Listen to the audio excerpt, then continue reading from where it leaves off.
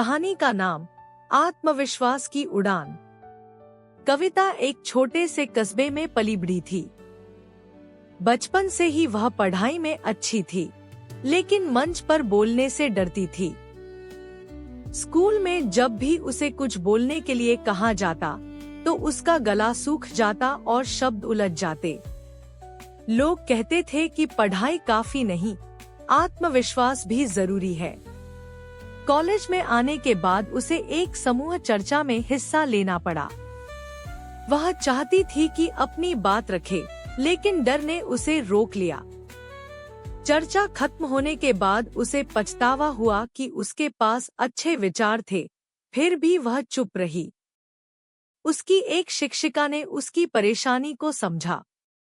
उन्होंने कविता से कहा कि डर से भागने के बजाय उसका सामना करना ही आत्मविश्वास की पहली सीढ़ी है। उन्होंने कविता को छोटे छोटे अभ्यास करने की सलाह दी। कविता ने रोज आईने के सामने बोलने का अभ्यास शुरू किया। शुरुआत में वह खुद पर हंसती थी, लेकिन धीरे धीरे शब्द साफ होने लगे।